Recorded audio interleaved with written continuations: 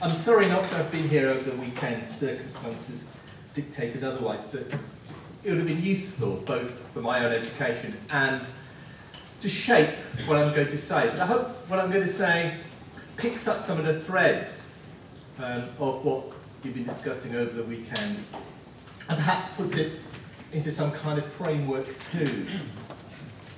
If God does not exist, everything is permitted.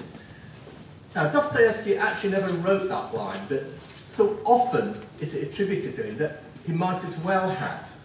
But misattributed though it is, it's a sentiment which clearly runs through much of his work.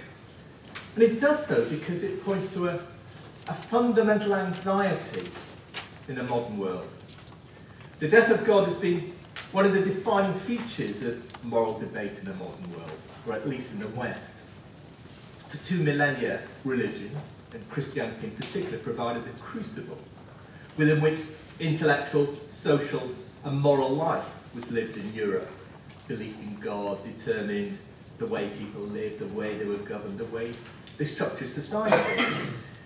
And to unstitch faith seemed to many to unstitch society, and especially to unstitch morality. What's striking about it is that it's an anxiety felt not simply by believers.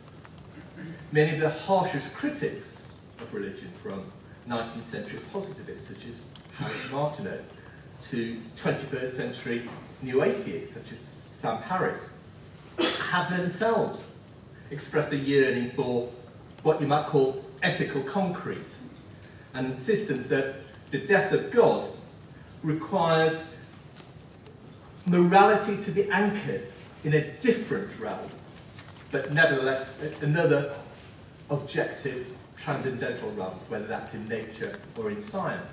I'll come back to their arguments later. But what I want to begin with is a question: what exactly is the problem with the death of God? From a conventional perspective, the answer is straightforward for Dostoevsky or Martineau or Harris. The issue is that of the fixity of moral values for such thinkers, both believers and non-believers.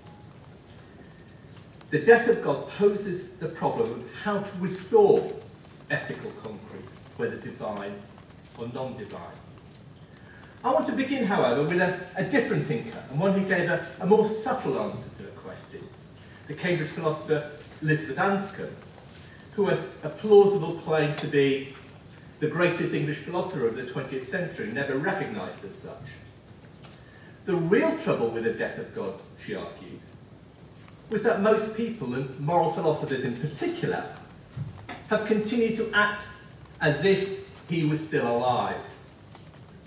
Anscombe herself was deeply religious. She converted to Catholicism as a teenager and held highly conservative views on issues such as sex, marriage, homosexuality, abortion, and so on. But she recognised that much of the world had abandoned attachment to religious belief, apart from in a superficial sense. Yet, moral theories, even overtly secular ones, were rooted in concepts that drew their force from a religious view of the world. The consequence, she argued, was moral incoherence. In 1958, she published a paper called Modern Moral Philosophy, which has become one of the most influential of post-war philosophical works. And it's a paper to which can be traced much of the modern interest in virtue ethics. Anscombe makes 3 main points in the paper. First, she argues that all major British philosophers from 19th century utilitarian Henry Sidgwick onwards are essentially the same. They were all consequentialists, a term that Anscombe introduced into philosophical discourse in this paper. Second, she argues, the concepts of moral obligation and moral duty, and the use of the word ought in a moral sense, were harmful and should be jettisoned. There were, she suggested, survivals from an earlier conception of ethics, an ethics rooted in belief in God. In the post-religious world, all moral theories, from Kantianism to utilitarianism, made use of concepts such as morally ought and morally right, but in a way devoid of meaning. In the ancient world, terms such as should or ought related to good and bad in the context of making things function better, whether ploughs or humans. The impact of monotheistic religion, she argued, was to transform morality into a set of laws that had to be obeyed. Laws require a legislator and a police force. God was the legislator, the church the enforcer. Modernity dethroned God and enfeebled the institutions of faith.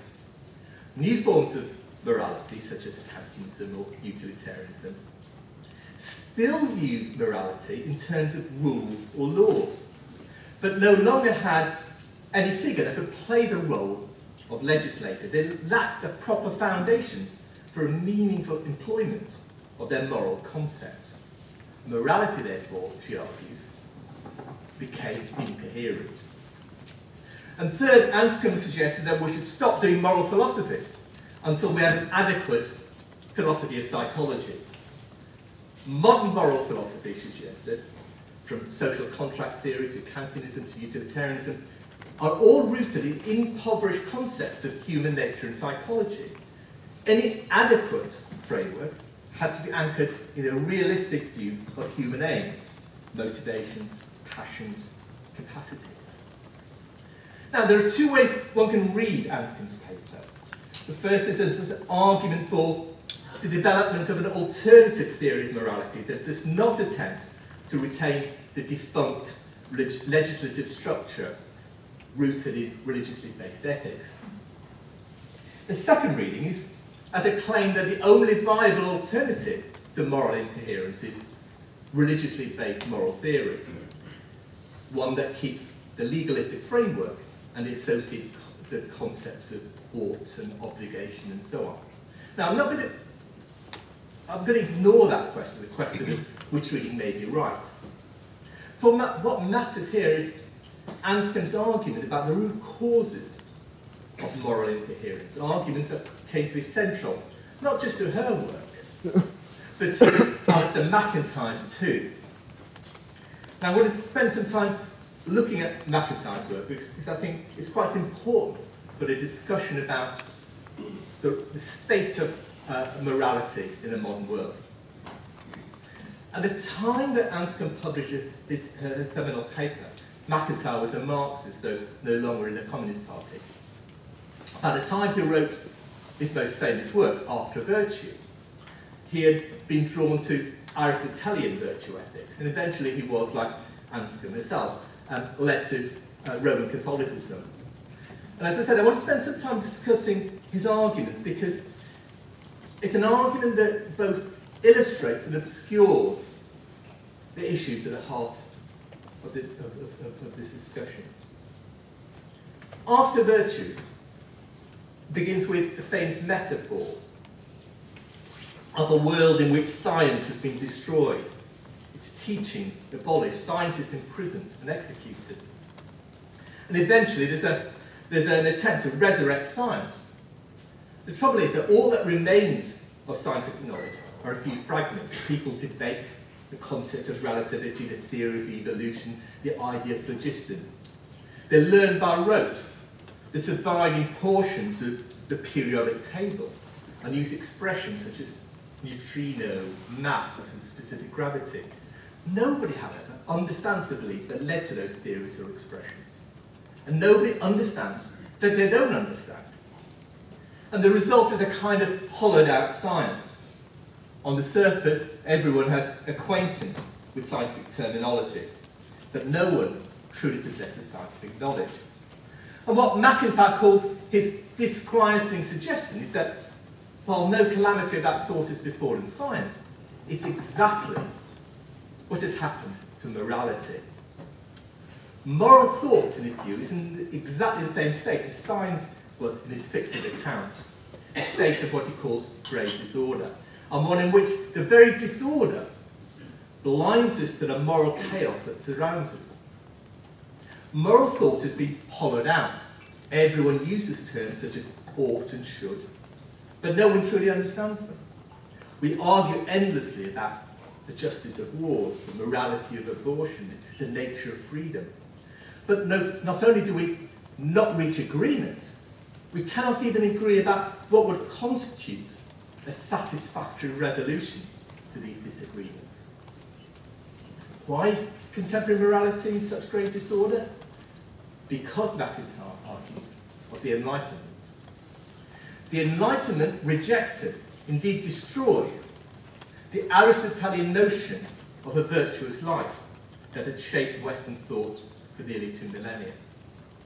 It rejected in particular the notion of telos, the insistence of virtually all ancient philosophers and of monotheistic religions, that human beings, like all objects in the cosmos, exist for a purpose, and that to be good was to act in a way that enabled them to fulfill that purpose.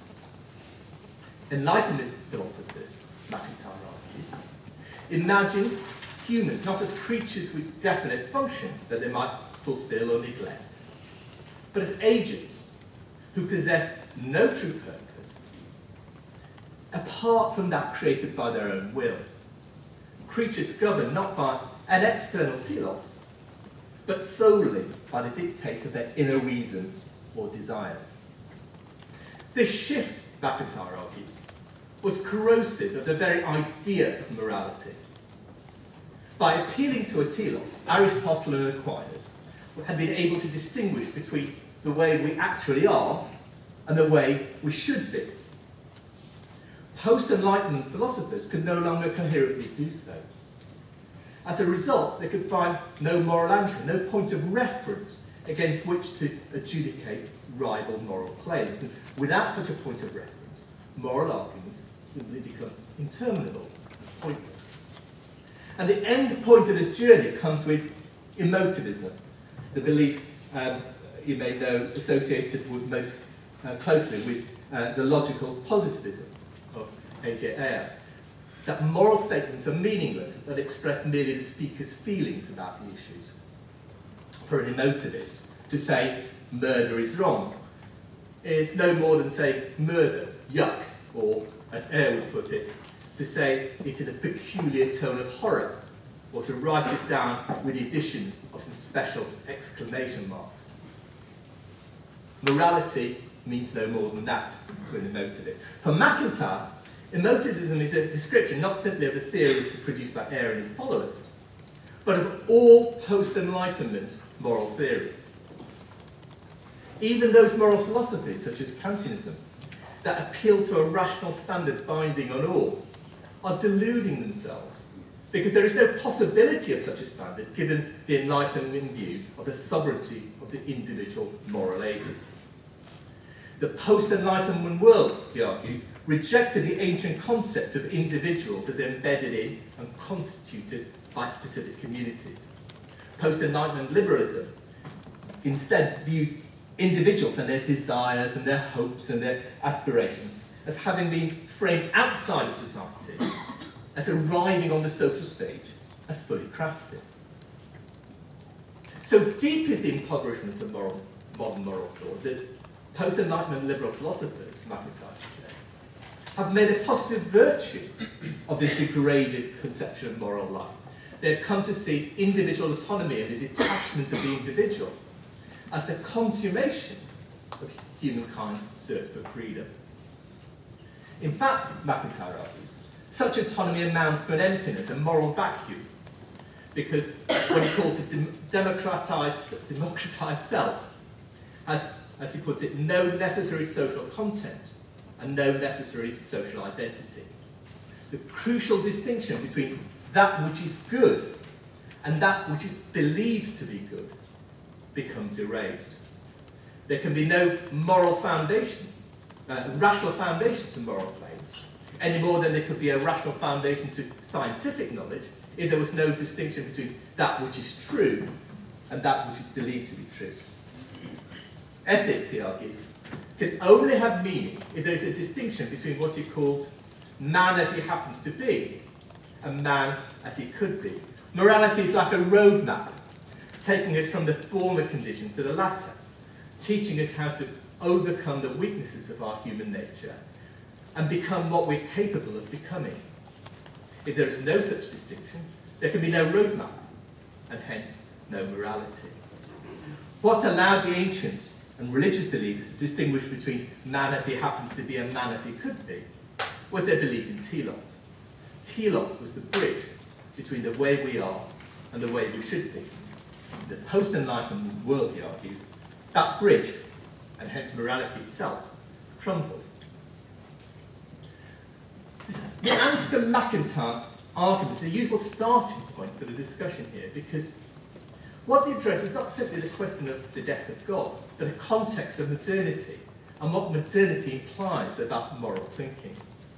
The issue they address, the incoherence of modern moral thought, is also the issue I want to address here. First glance, the arguments of Anscombe and McIntyre might appear to be pointing in opposite directions.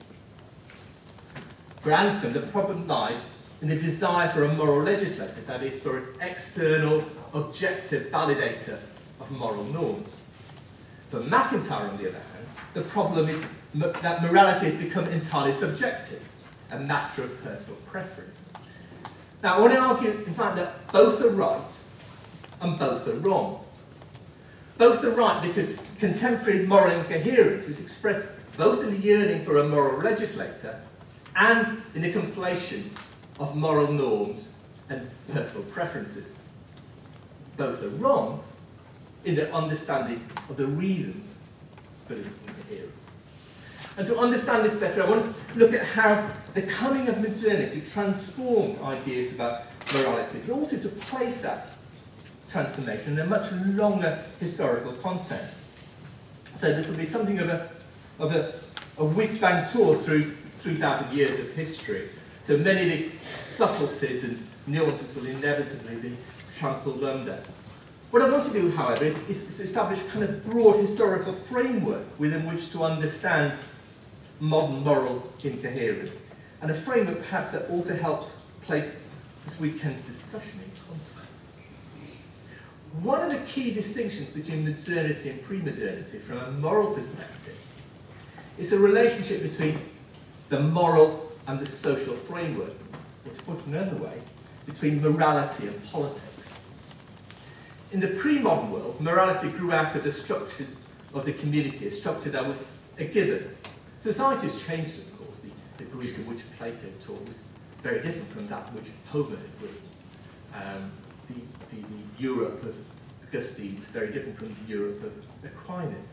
But few people entertained the idea that it was possible to will social change. People clearly conceived of different kinds of societies. Plato in the Republic describes 5 types of societies: aristocracy, timocracy, oligarchy, democracy, and tyranny, and ranked them according to their rational and how successful and how just each was. But these social forms were seen as fixed templates, not as contingent forms shaped by human consciousness. And morality in such a world was about how to define right and wrong behaviours within the given structure of society. Each individual possessed a fixed place in society, his station, from which derived his duties, rights and obligations, and defined his role within that community, his duties to other members, and the actions that were compatible with his role and his duties. The structure of the community, the role of the individual, and the rules of morality were all bound together by divine law or natural law, and all vested in the authority of God or the gods. But the gods of the ancients, and not just of ancient Greece, were very different from the gods of monotheism. They were not wise and judicious like the later gods of Judaism or Christianity or Islam. They were rather capricious and vain, vicious, deceitful, immoral. They were also immensely powerful. And in part, this was a reflection of the world as the ancients saw it. messy, chaotic, largely unpredictable, barely controllable, and yet inescapable. And not only have human choices to be made against a background of divinely ordered fate, but the gods often force humans to act against their own wishes, against their own interests. And perhaps no figure better expresses this, the conundrum of human choice than Helen. In the Iliad, the Trojans hold Helen responsible for the war. Helen herself accepts responsibility for the tragedy. And yet she and Homer recognise that she's been manipulated by divine forces, and in particular by Aphrodite, who engineered Helen's initial seduction in Paris. There's a poignant passage towards the beginning of the Iliad where Aphrodite forces Helen into Paris' bed against her will to comfort him. "Go sit by him yourself," Helen retorts. "I will not go to him. That would bring shame upon me, and I have misery enough in my heart." And yet, however much she detests the goddess's imperatives, Helen knows that she's powerless to resist them. She follows Aphrodite to Paris' bedroom. And this, for Homer, as it was for most ancient things, is the tragedy of being human. To desire freedom, to be tortured by a sense of autonomy, and yet be imprisoned by forces beyond our control. With tragedy, however, comes dignity.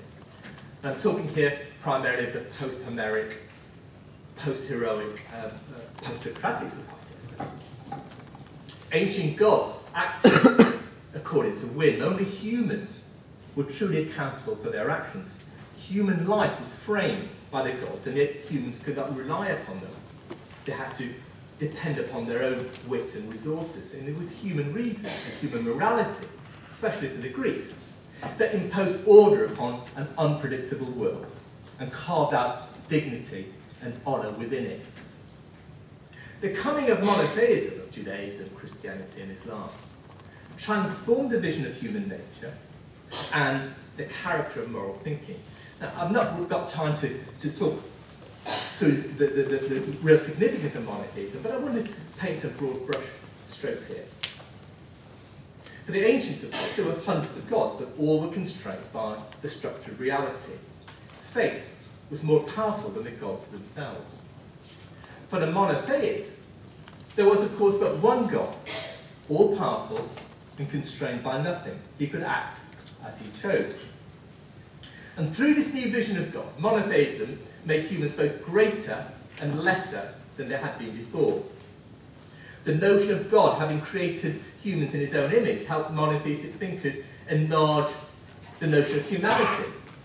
The dignity of the individual, in principle at least, derived not from his or her participation in a specific community, but through their God-created nature. Similarly, the idea of God's will and of a being acting freely and without constraint helped monotheists develop new ways of thinking about human agency. In recasting the relationship between God and fate, monotheists also recast the relationship between humans and free will in a way that became significant for subsequent moral debate. And yet, the diminished view of the human within monotheism restricted the enlarged concept of agency. The concept of agency of will in the Christian traditions, for instance, could only be understood in the context of belief in the fall and in the original sin. If the all-powerful, unconstrained monotheistic God had introduced a revolutionary form of agency, the concept of the fall ensured that human agency was viewed in a very different way. Where ancient gods had seen humans as carving out a space for dignity and honour within an unpredictable universe, and often in the face of capricious and immoral gods, monotheists insisted that it was impossible for humans to do good on their own account, because the fall had degraded their moral capacity and their willpower, and only through God's grace could humans become moral. As the idea of God as an unquestionable moral authority became moral authority because only through him could humans be rescued from their own wickedness and weakness became a distinctive feature of monotheism. So into moral thinking was introduced the idea, in a new sense, of law and of the legislator.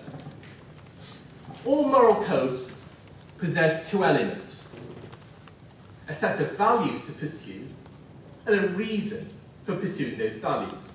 Or, to put it another way, they both elucidate the means of being good and demonstrate the ends to which the means take us. The importance of monotheism is that it developed a new and novel way of thinking about the relationship between means and ends. End was God. God was also the means to the end. Consider, for example, Aristotle and Aquinas, who's perhaps the most Aristotelian of Christian theologians. Both saw human beings as rational animals, and had to fulfill one's function as a human being, one had to actualize one's capacity for reason.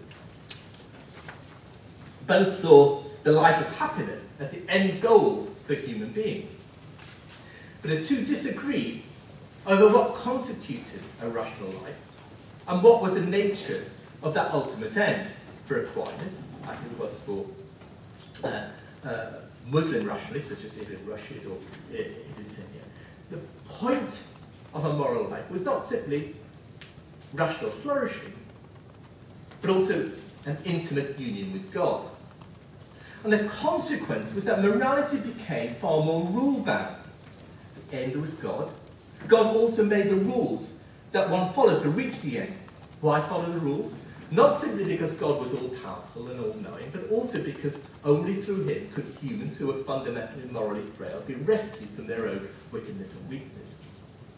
Morality began to emerge less out of wisdom and reason than out of faith, submission and law. It wasn't that wisdom did not remain a central part of monotheistic moral thought, nor that monotheism abandoned the idea of human flourishing, but such notions only made sense within a new framework of God's law and of God as lawmaker. It is this framework, Anscombe suggests, onto which modern moral thoughts have clung, while also having, in the post-religious world, having abandoned any true belief in God as legislator. The emergence of the modern world from 15th, 16th century onward brought with it a number of changes that transformed the language of morality. First, the idea that morality should be vested in God became less plausible. Not only did religious belief erode over time, but even devout thinkers, Immanuel Kant for instance, were less likely to look to God to seek set moral boundaries. Second came the dissolution of traditional communities. Social structures were no longer given, but became debated politically and challenged physically. So liberals and socialists, conservatives and communists, monarchists and republicans, all contested the idea of what constituted a good society. Third, the concept of individual autonomy became far more important. In the ancient world, and even in medieval Europe, the individual's identity and interest was bound up almost entirely with the community in which he lived. By the 17th century, the individual was emerging as a new kind of social actor. The relationship between the individual and the community became framed increasingly by politics rather than by morality, while ethics became less about fidelity to God-given community-defined rules than about the individual making the right personal choices. All these changes repose the question at the heart of morality. What is the relationship between the individual and the community? The question that morality raises, of course, is how should I act? But not how should I act in isolation, but how should I act in relation to others? For Robinson Crusoe, for instance, the question how should I act only begins to have significance when he meets Man Friday. How shall I act, in other words, only makes sense in a social context. And that context, that social context, changes with the coming of eternity. Modernity also reposes the question, how do I know how I should act? Whereas previously, both nature and humanity made sense as God's order. Only humans, many now insisted, infused it with meaning. If we banish man, the thinking and contemplative being, from the face of the earth, Denis Diderot, the French philosopher, the founder of the Encyclopedia, he suggested, this moving and sublime spectacle of nature will be nothing more than a sad and mute scene. It was the presence of man which makes the existence of beings meaningful. Meaning, in other words, is not something to be discovered. It is something that humans and only humans create. And it's difficult to overstate how transformative such an idea was. Ancient Greeks had seen humans as using reason to carve out within an unpredictable universe a space of dignity and honour. But they were only able to do so within a framework that accepted the idea of irresistible fate and of individual interests as sublimated to that of the community. To judge an individual as good was to judge him as manifesting dispositions or virtues that enabled him to play a particular role in a particular kind of social life. For monotheists, God provided the moral framework and infused it with meaning. Morality was about making choices, but making choices within that framework. But it was that framework that was now being unpicked. And it's also difficult to overstate how challenging it was to accept such a claim. For it was a claim that the human condition is that of possessing no moral safety net. To claim that humans are not anchored to anything that can protect us from the dangers of falling off the moral tightrope that it is to be human. And it's against this background of this fundamental transformative shift that we need to understand MacIntyre's argument about telos. It's true, as MacIntyre suggests, that modernity emerged partly through the overthrow of the Aristotelian concept of telos. Science expunged teleology from the natural world, disenchanting it in the process, in Weber's phrase. But teleology did not disappear. Teleological notions expunged from nature were introduced into the human world in a new way. The distinction between what MacIntyre called man as he happens to be and man as he could be came to be understood not merely in moral, but also in political terms. To be as one could be was also to make society as it should be. In the pre-modern world, telos could be understood only in moral terms because there existed little possibility of willed social change. Modernity opened up new possibilities of social transformation, possibilities that transform the meaning of ought. As people rejected the idea of society as a given, so ought became a political demand as much as a moral demand. Society ought to be, or how society ought to be, was defined by the political possibility of social change. Modernity, in other words, did not destroy telos, but transformed it. And it transformed it by envisioning humans in a new way as historical beings. A re-envisioning of humans that, most importantly, of course, comes through the tradition of Rousseau, Hegel, Marx, and so on. But the concept of humans as historical being and that of telos in a social context are both deeply ambiguous.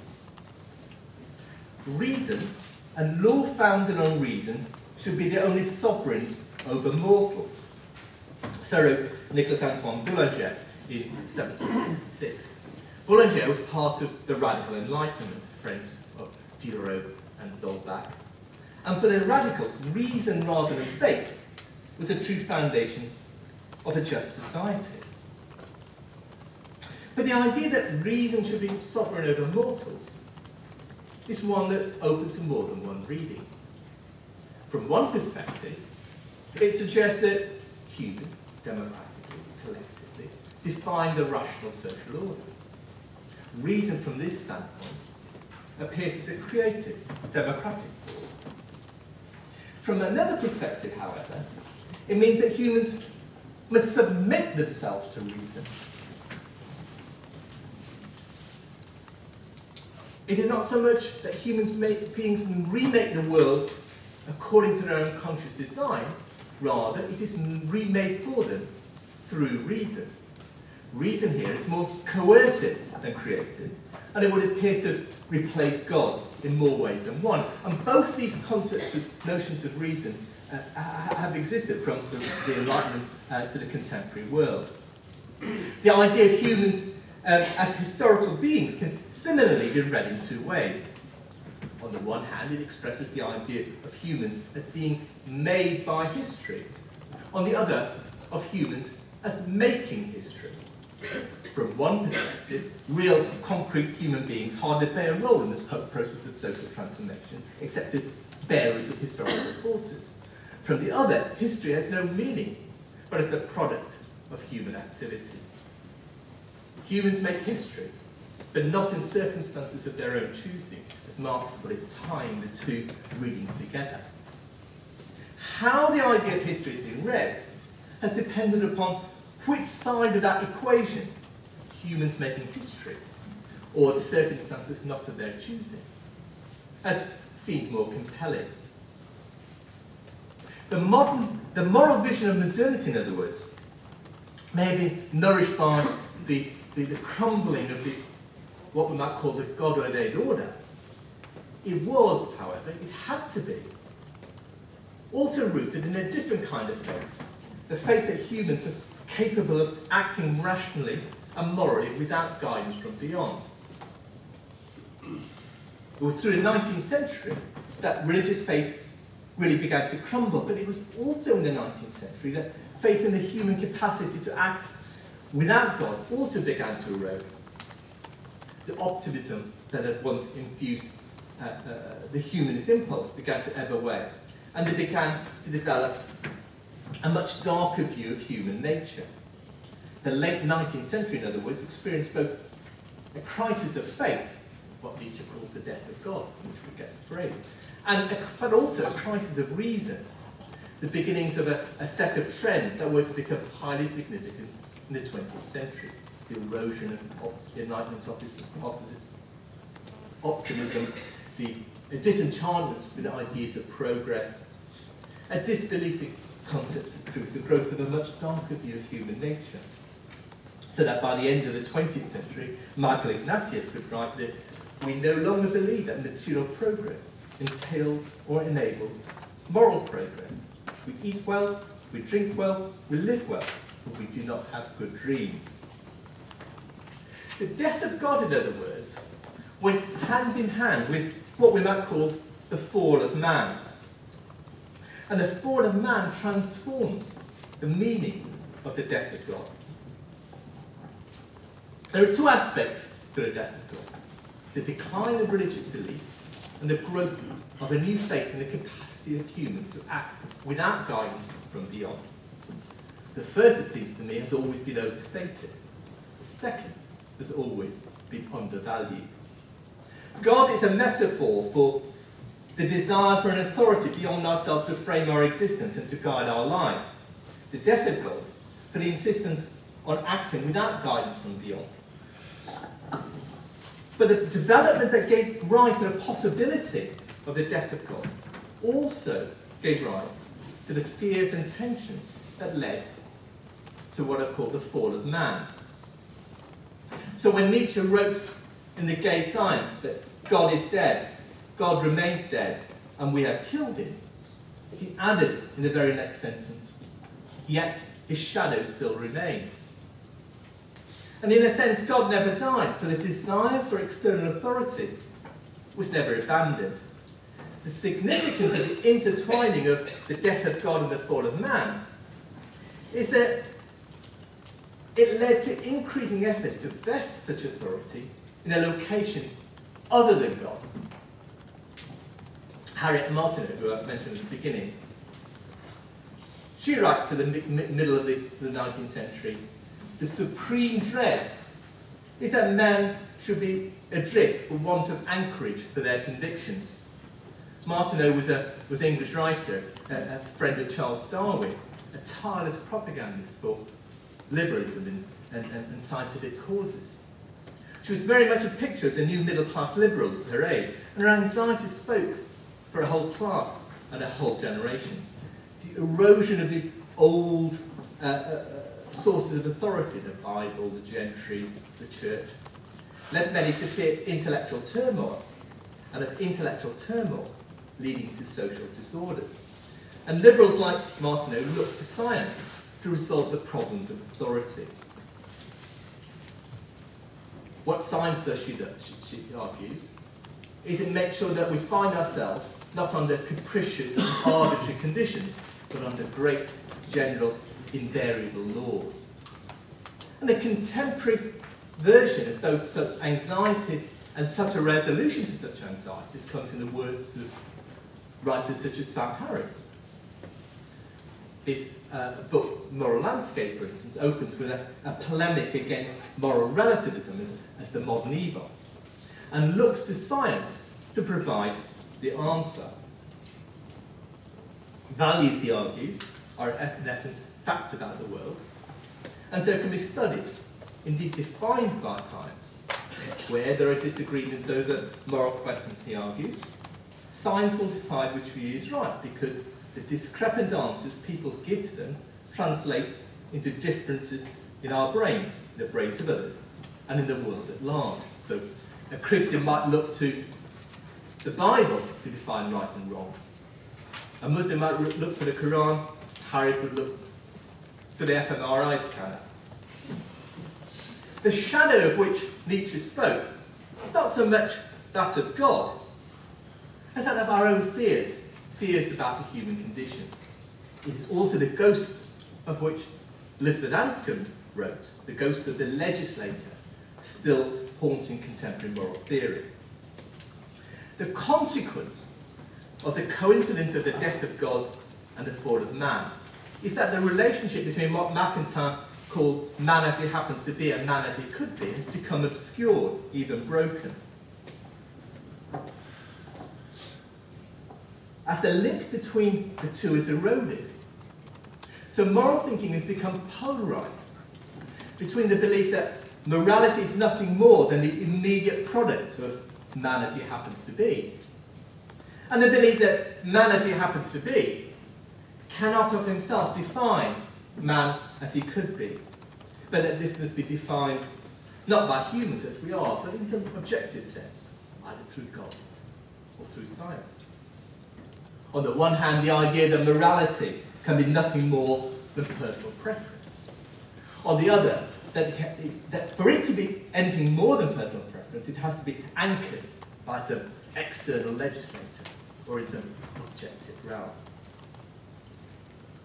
In the past, telos allowed humans to frame their lives within a wider purpose, a frame which existed not just around the individual, but around the community too.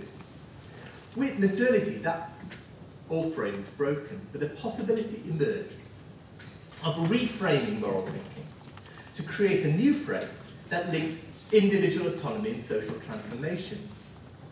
It is the breaking of that link between autonomy and transformation that has led, on the one hand, for moral autonomy to be understood as nothing more than individual preference, and on the other, for the desire, for the frame in which we live our lives, to be imposed from the outside. Values come to be seen either as subjective or as objective. In fact, of course, deny that. Questions of morality do not have objective answers in the way that scientific questions do, but neither are they merely expressions of subjective desire or taste. To say that torture is wrong or truthfulness is good is qualitatively different, of course, from saying that light travels at 299 whatever million meters a second, or that DNA is a double helix. But it's also qualitatively different from saying that ice cream is good, or Justin Bieber awful. If everyone thinks that ice cream is bad and Justin Bieber good, I might privately despair. But if everyone came to believe that truthfulness is bad and torture good, then there would be a tear in the very fabric of society. The answers to moral questions are neither subjective nor objective, but rather rooted in a rationality that emerges out of social need. And rationality that can only emerge out of humanity's collective judgment. To bring rational reason to bear upon social engagement, social relations, to define a rational answer to a moral question, requires social engagement and collective action. It is the breakdown of such engagement and such action that has proved so devastating for moral thinking. Let me finish by returning to McIntyre, because if rethinking McIntyre's understanding of the problem of modernity allows us to navigate better through that issue, rethinking his solution also does too. I can only answer the question, what am I to do, McIntyre suggests, if I can answer the prior question of what story or stories do I find myself a part. In other words, I'm part of a story that links the past, the present, and the future. Not just of the individual, but also of the community. And in so doing, it gives me a conception of my life as a unified whole. That is why, he suggests, the unity of the human is the unity of a narrative quest. Through participation in a communal quest, McIntyre argues, moral claims become more than merely subjective, yet without being objective in a kind of transcendental sense. The narrative quest consists not just in goals that I set myself and the goals that I desire, it consists also in the goals and the goods of the community in which I am embedded. It is that social embeddedness that allows me to rise above my own desires, he argues, and to understand those desires in broader, more objective terms. McIntyre's view of morality as emerging through collective endeavour is important, as is his insistence that through such collective desire, or through such collective endeavour, morality rises above the subjective and the relative. The problem, however, lies in this conception of the community or of the collective. For McIntyre, as it was for Burke or for Bradley, a tradition is a collective bound primarily by its past, and one whose social relationships are enforced through authority. What is significant about a tradition for McIntyre is that its history imposes a claim upon the present. What I am, McIntyre insists, is in a key part what I inherit.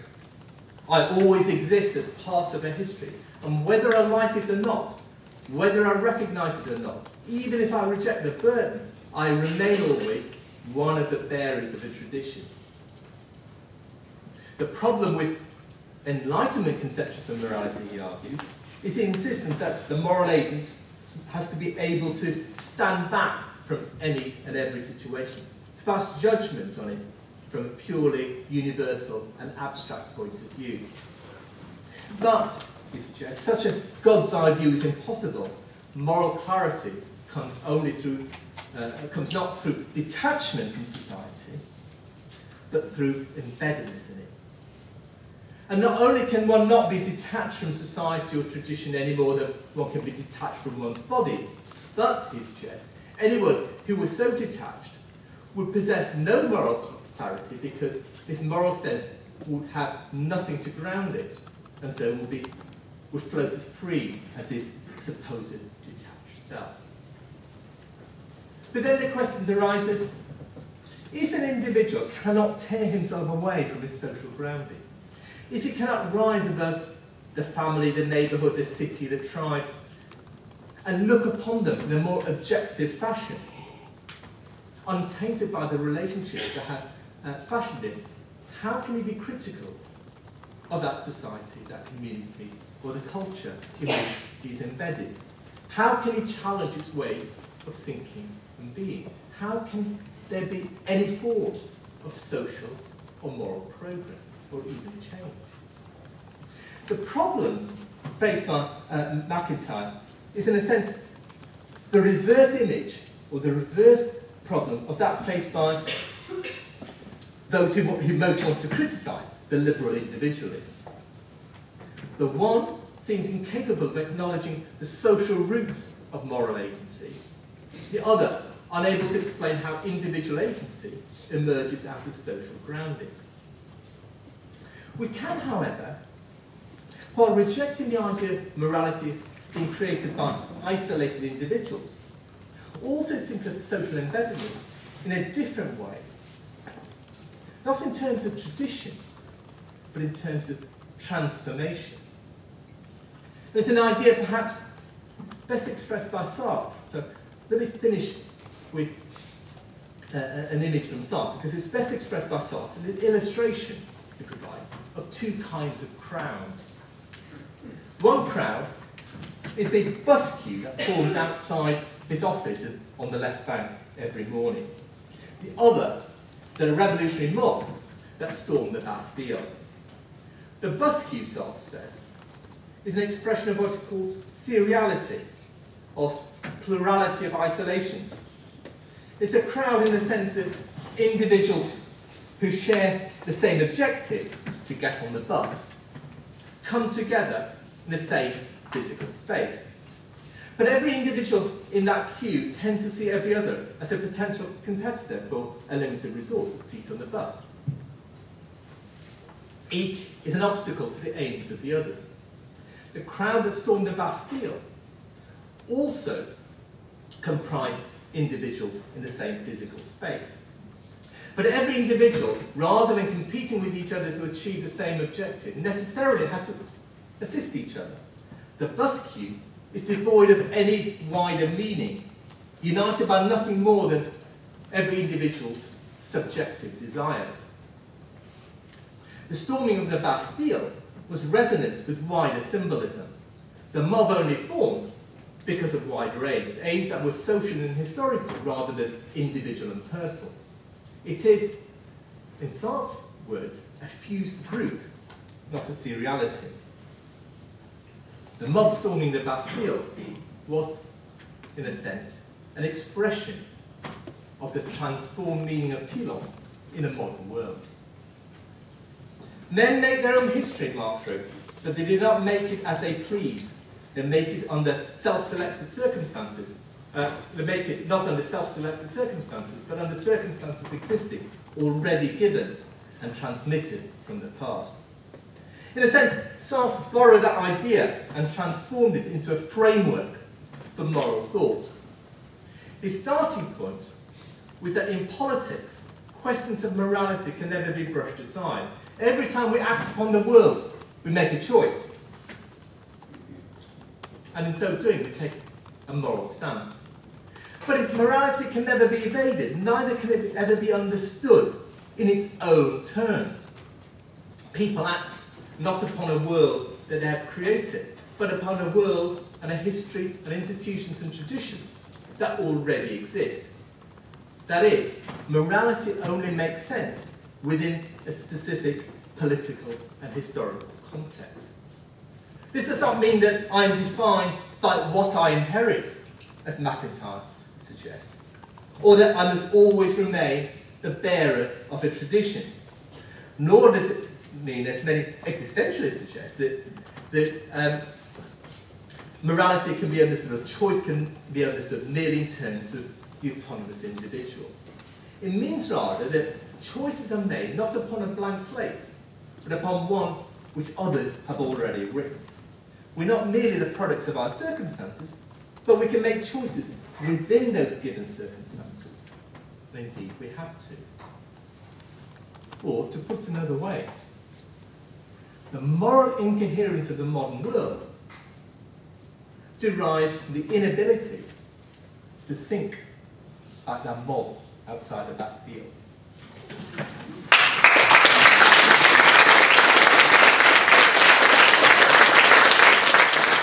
I really enjoyed your book, and I'm trying to work out your position. I think I've got most of it there, but if you could just clarify something for me. Morality is socially contingent. It's a product of rationality. It's to some degree communal, but it's not objective, and neither it is subjective. So that makes me think of what you think about moral judgments on the past. When we say this society was, or a factor of this society was morally wrong, what's the meaning of that? Because it seems to me if you deny objectivity, you also deny truth to some degree. So the statement that this particular social fact is wrong cannot be true or false. Okay, I'm going to gather a few up and then we can come back on. Sorry, Jan, is there someone to help Jeff with the microphones because he's got two in his hand? Thank you, Sean. I just, something Bruno said in one of the breaks this morning, which was about reformism actually, and it just made me think when I was listening to you, Kenan, which is, which kind of group in society seems to be the least troubled by these questions through the 20th century? And it seems to be, there's a kind of element in the left of the kind of Methodist Christian socialist. I'm thinking of Tony Benn. I don't think he ever would have suffered an existential crisis. And I kind of wonder whether that sort of aspect of the left where they weren't overly, they nominally believed in God, but actually it wasn't really a big issue. It doesn't really matter whether you really believe in God or not, but they kind of get on with another kind of moral framework with a kind of attachment to progress, which comes out of the, the revolutionary tradition of the 19th century. I just wonder how, I suppose the question is, who's come closest to trying to resolve these kind of questions, to get a glimpse of what the solution might be? And is there anybody, rather than just restating the problem, is there anybody that's kind of come anywhere near some kind of solution to these problems? Okay, thank you very much. So there's Piers, Stuart and Angus, and then I'll take Kenan and then I'll start back with Al. Thanks very much. It's a fascinating talk. I'm just wondering how to relate your remarks about the need to embed morality in a social context to the perennial problem of relativism that often gets discussed in various contexts. From the naive student sort of relativism, it's right for me sort of thing, to the more sophisticated relativism. And I wonder what you make of the general issue, because there's actually one way of reading Alistair MacIntyre that makes him a kind of relativist, in that you can't make sense of any moral norms outside the context of traditions, practices, and all the kind of things you were talking about in his early work. And I wonder whether we ought not to find that disturbing, because MacIntyre is the kind of person we should not think of as being or he defends a sort of views we should not think of as being like relativism. And certainly Anscombe would have had no trouble with it. Thank you. Thanks.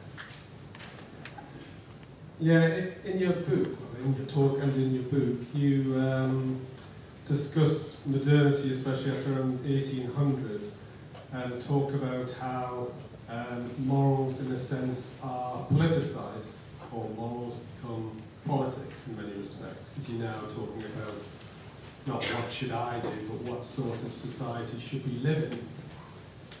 And then you raise the question yourself, obviously, because the problem we've got is in a pre-political period when we don't have politics, then what does morals become and what does talking about morality mean? So I suppose my question is, can we talk about morality in and of itself?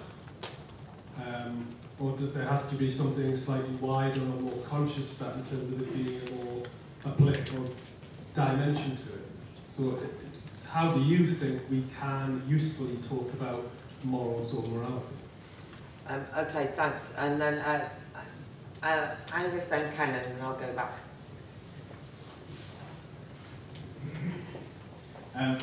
It's a brilliant image, isn't it, of Sartre looking out the window at the queue and expressing maybe a very French distaste and frustration and impatience with the very English custom orderly queuing, which actually isn't often seen very much in Paris, as it happens. If you ever try to get to the bar, sometimes you might think you'd rather there was an orderly queue for me. But I wonder whether or not, is there a disturbing element, do you think, to that image? There is a certain amount of contempt for the supposedly passive curers who are hoping to get a handout of a seat in the bus, and the rather frenzied, really rather impatient mob who have worked out effectively what they're going to do. And the reason I ask is because maybe like Luke, the way you framed morality being neither objective nor subjective, but relying on a rationality that only emerges out of social need, is what my question is, because my feeling would be that it's right apart from the need word. So I'm sort of take a hiccup at that point, say, doesn't it emerge out of social freedom, that our morality emerges not out of any natural need, right, for resources. It can't come out of necessity, because then it's in a realm of determination. But rationality and moral thinking is predicated upon a social freedom which itself demands our individuality being recognized within that social relation of autonomous individuals making up that society. Okay, you won't be able to deal with them all, so just pick up whatever. Go back there. No, sorry, I forgot. I should. Sorry. So just shout. Okay. Yeah, the sufficient questions for me to have to write another book, I think. Let me begin with this question of objectivity, subjectivity, and relativism, because they all relate to the same kinds of issues around the question of morality. When I say that morality is not objective in the sense we normally understand objectivity in a scientific sense, I'm saying that we can talk about truth not merely in a scientific way. That when we talk about truth, we talk about scientific truths. But scientific truths are not the only truths that are out there. That we can talk about truth in a different sense. And that to say that morality is not objective is to say that there are no moral facts about the world that are that can be discovered in a way that one can discover scientific facts about the world. Moral truths are to be created through our actions upon the world, not something to be discovered out there independently, existing independently of human beings. Moral norms are, in a sense, both universal and contingent. Consider something like slavery. Somebody raised this with me before I came in, actually, in a different context, but it's a useful thing to think about. On one level, you could say slavery is always wrong. In other words, slavery was wrong in ancient Greece, as it is wrong today, morally wrong. But in another sense, of course, that in ancient Greece, slavery, there was a rationality to slavery. In other words, the development of society was such that slavery was a rational social form. Slavery, therefore, is both, or opposition to slavery, is both universal, in the sense that Aristotle, Aquinas, Augustine, they were wrong. They were wrong in arguing for the idea of slavery. But it's contingent, because in those in those societies, there was a rational case for slavery in a way that there isn't in a modern world. All moral forms, or all moral norms, seems to me, are both universal and contingent in that fashion. And they're universal and contingent because they're humanly created. But to make it humanly created doesn't mean that they are merely relative or merely personal preferences.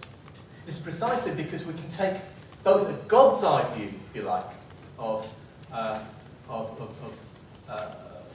the world and a worm's eye view, look at it both from above and below, that we're able to have both a universal and a contingent view of norms. McIntyre, somebody raised actually, somebody asked over there, what are the traditions, or what are the, I suppose, who are the philosophers who most closely not just question, or not just address the problem, but try and find some solutions. I actually have a love-hate relationship with McIntyre. I think McIntyre is a hugely important and much underrated philosopher, simply because he tackles the problem in a way that few other people do. And yet, because he understands morality he understands morality in a social context, but because he understands the social context in terms of communities and traditions and the past, not in terms of social transformation. So morality inevitably becomes something that you are that you retain from the past rather than create in the present and towards the future. And so the difficulty, I think, that people have in thinking about this issue, philosophers have in thinking about this issue, is the difficulty in relating the idea of the autonomous rational individual to that of the community and the collective. That has always been the fundamental problem in thinking about this. It's a fundamental problem in thinking about whether think about the idea of morality in terms of subjectivity or objectivity. And Sartre, it seems to me, is one who goes perhaps closest in addressing this problem, trying to marry an existential view of the individual with a notion of the collective within which that existential, within which the autonomous rational individual can develop, or which he finds himself. It's interesting that when Sartre actually found Marxism, his old existential comrades deserted him because they could not imagine thinking about moral autonomy in a social context. But it's precisely because Sartre recognized the need to think about moral autonomy within a social context that he was led to Marxism in the first place. So it's that relationship between moral autonomy and the social context and those who think about it that I think are most important. Thanks, Ken. So I've got Alpin and the person sitting next to you. I don't know, this might sound a bit simplistic, but I've always thought that the distinction between subjective and objective was one you could make conceptually, but the truth of reality actually incorporates both. So, and you might want to talk about one aspect in certain contexts at certain times, but always on the understanding that the fullness of lived experience and of reality, it cannot be just one or the other.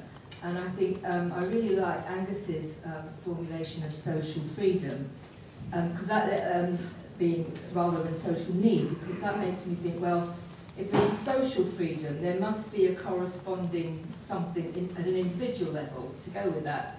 And that is what my reading of Kant was a bit different to the way you were posing it, and the way Kant's often criticised as, oh, he wants moral laws and it's very rule-bound and what have you.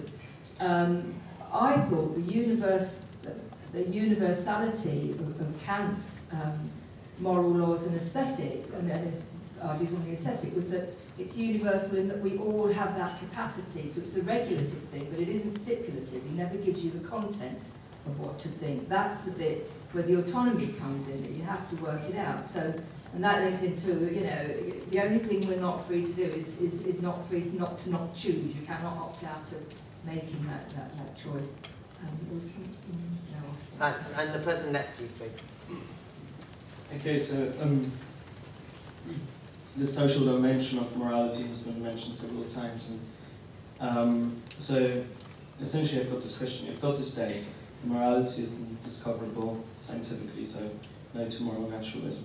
And it's not like boo or hooray either. And you seem to say that what distinguishes moral propositions is that they tell the fundamental fabric of society. Then, if that is really the essence of moral propositions, can a Robin Crusoe, someone who is bereft of the possibility of living in a society be moral at all. Okay, thank you. Thank you very much. So, right, I'm going to try and get you all in. So, I've got, there's a couple of people up here. There's that person at the back there as well. Where's the microphone gone now? All right. So while we're waiting, this gentleman here, please. And I will take it. Yeah, I just wondered, Kenan, what you thought the role of moral intuitions could be in this debate, because to me it seems to be a grey area almost between the notion of pure moral agency, which you mentioned, and then the idea that society might determine what's morals, because intuitions don't seem to be able to be tamed in the same sort of way, particularly if you believe they have some sort of maybe even biological or evolutionary basis, like people like Peter Singer might argue. So I wonder, do you think that intuitions can be tamed? And if it's inevitable that our intuitions inform our moral decisions, do you think that's almost a barrier to moral decision making, or do you think actually intuitions could be incorporated into our morality? So we reflect on our intuitions, and maybe that could be a basis for our morality. Okay, thank you. So I've got Alan. Sorry, I thought that he had the mic. And then Jacob. I thought it was a phenomenal book and a really great introduction. And I think it speaks to the heart some of the things that I've certainly been grappling with here and we've all been discussing in terms of the relationship between what it means to live a moral life. Can one consider that as an individual agent, a moral agent, and how does that relate to the broader general society in which we live without being relativistic? And how are we to make claims about what is good and what is right? And so, because of that, I really like your convergence with the idea of universal and contingent, although I'm obviously concerned with it. But is it not possible to say that we can be rooted in rationality around social need and the struggle for freedom? Because surely through the struggle for freedom and more freedom, both as individuals and in society, that's how it can be most fully achieved. I mean, just a point on Sartre, I mean, I do think as well that many of these things, and this is not to be a relativist, but there are tough moral questions that need complex situating, specifically. So you could argue that the bus queue, rather than being a mob, was a group of individuals who made choices not in contrast to one another, but for the social good for work, which is universally good, and they've made those choices. And equally speaking, that the revolutionary mob had lots of competing interests, but managed to get together for that one act. And so I suppose the question is, in terms of morality and politics, is not the struggle for freedom what the social need to be, and how we can root it in rationality? Thank you. We opened in the history strand with Socrates, and the title was something like Individual Morality. And my wonder is whether any amount of social context can shift us away from viewing the locus of morality at anything other than the level of the individual. And no amount of people around Bastille on the Bastille can remove the fact that it's still the point at which the moral decisions are made is still at the level of the individual. And at that point, I find it very difficult to resist a semi-Sartrean notion of almost entire existential freedom at that point. Obviously, you make decisions in a context, but you can never, I think, remove that element. And I think perhaps what we need to do, rather than calling on morality to do work at the entire social level, is rather begin to theorise, as some people do, of a realm that happens when we come together. And that realm, while being informed by morality, obviously the realm of politics, but that realm, while being informed by morality, is not the same thing as morality, because it involves the locus of decisions being made at a slightly different level at a collective level. Thank you. The far corner, please. Thanks for a brilliant talk.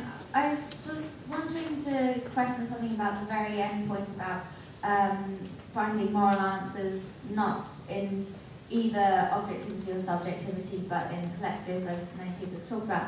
But I was interested to hear what you think about whether there's a difference between, so Kant's idea, for example, of the universalizability of moral laws, and that each should be a lawgiver unto others, using his reason to come to the kind of whatever moral conclusion there is, and that should be something that's universalizable. if we find a moral law that's universalisable, does that necessarily mean it's the same as objective, or could an objective moral law be something beyond what people just happen to concur, to agree and decide is the moral law? Thank you. Okay, so I haven't got time for many more. So there's that gentleman there, yeah, and then John Hall. Please. Can I see if there's any? Yeah. Okay. Just one recommendation, I think, tying into this discussion about objectivity and subjectivity. I think one of his other books was on the reading list, but this one wasn't. Ronald Dworkin's Justice for Hedgehogs. I'd be interested, Kenan, if you have any thoughts on this, but he does, I think, a really good job of setting out a distinction between the kind of scientific facts that Kenan's been talking about and what he calls interpretive concepts, things about things like law, art and morality, which do admit of judgments of right and wrong, although it's not the same factual kind that you would find in a scientific experiment. And I think that's very, very helpful for this kind of discussion. You might also just briefly think about facts about reasons. Okay, so it can be a bad reason to say I'm going to deny you a job because of your race, but it's a fact to say that that's a bad reason. So we can think about introducing objectivity through that kind of discussion as well. Okay, thank you. Kenan, when you're talking about Greek society, you say it's one where the community must come first and the individual must adapt to fit the needs of community. That's page 39. Then on page 185, you're talking about post-Enlightenment society, which you say is one where the individual comes first and society must adapt to fit the needs with the individual. There's lots more in the book, both before, after, and between those pages, but they just seem to me to be two key points that you make. And the reason why I'm drawing your attention to them is because I'm not sure that either description is a very good way of describing the period that we live in now. And I say that because society seems to be constantly waging war on the individual, and moreover, we have no clear idea at all about what community we want. Okay, thanks. Is there anyone else that, I know that we've got one person with the, I thought there was somebody else, and have I just missed anyone? Desperate badly. Okay, all right, so that gentleman there, then Rob, yeah. It seemed to me that McIntyre was kind of saying it's an absolute foregone conclusion that the Enlightenment would deliver, if you like, the end of the possibility of morality. And similarly, in a kind of sense, what you seem to be saying is that if the individual can make it his business to sort of get involved in social transformation, there is a framework there that can be kind of developed through which we can, you know, construct a new morality or arrive at a new morality.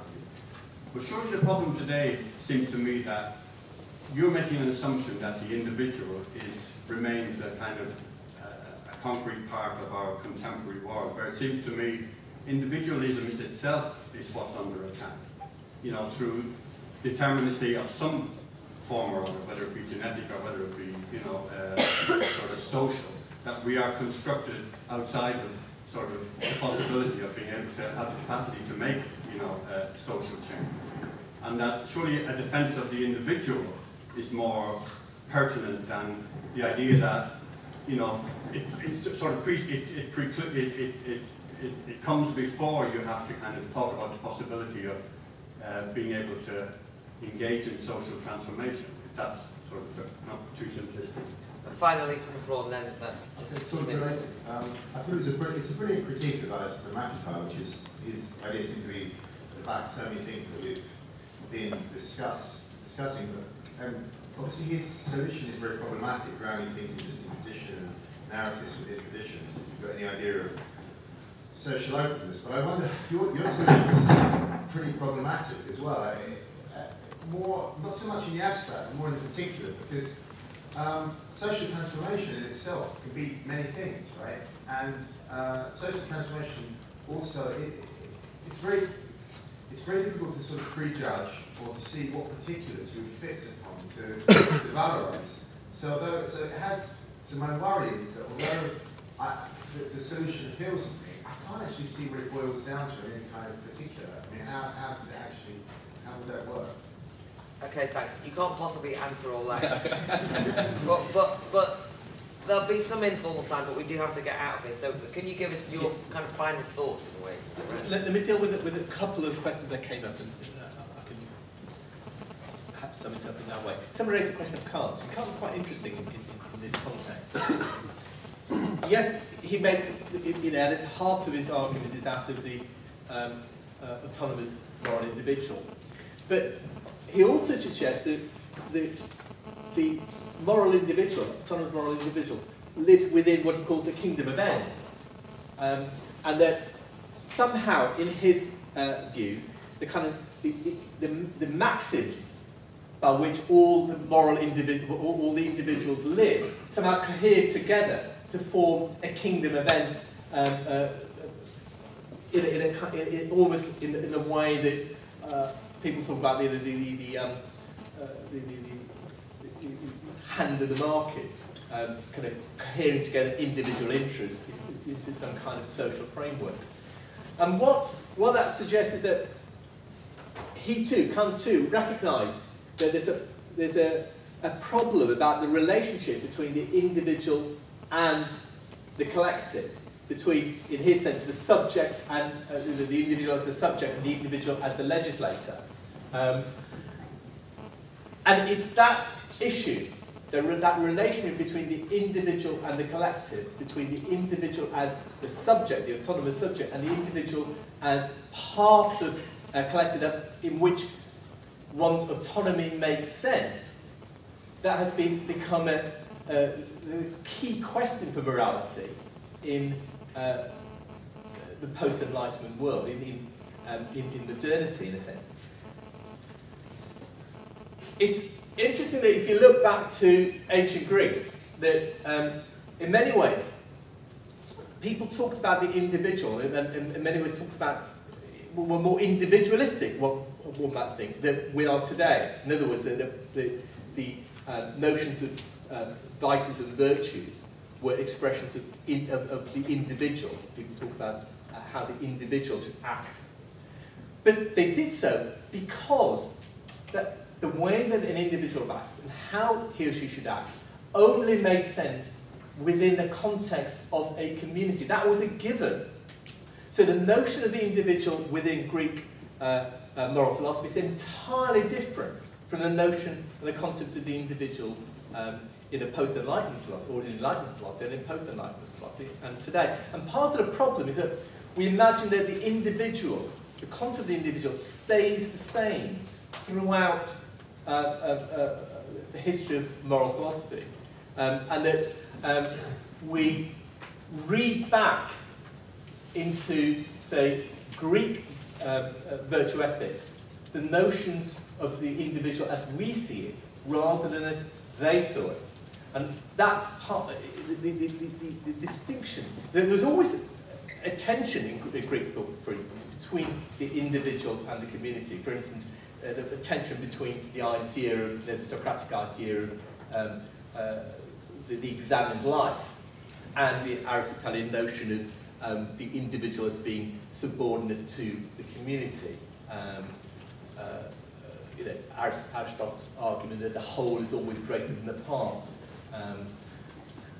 And in one sense, that tension can be seen as a tension between Athens and Sparta. Today we think about the Greece in terms entirely of Athens and Athenian philosophy. But if you read Plato and Aristotle, which society did they see as the best society? Not Athens, because they were deeply, deeply troubled by democracy, but Sparta, because Sparta for them expressed that sense of community, which and of the individual as sublimated the interests of the community, the interests of the individual as sublimated the interests of the community, in a way that Athens didn't. So that tension has always existed, but that tension has become much greater with modernity, and has, in the contemporary world, completely broken. And so when someone said, should we not defend the individual as opposed to social transformation, because that is what's under attack, the idea of the individual. My point is that the individual makes no sense except in the context of the social. The social makes no sense except in the context of a belief in individual autonomy. And so to separate the two, which is what happens today, is the very problem. And that is why it's important not simply to defend individual autonomy, but individual autonomy in the context of the social. And it seems to me that you cannot have morality without doing that. Somebody said, could Robinson Crusoe be moral? No. My view is that Robinson Crusoe could not. I mean, in a sense, it's a false argument because Robinson Crusoe grew up in a social setting, and therefore he was social even on a desert island, if you like. But imagine that he hadn't. The point is that such a being could not be moral, because morality only means how do I act. The question is how do I act in the context of others. It has no other meaning except in that context.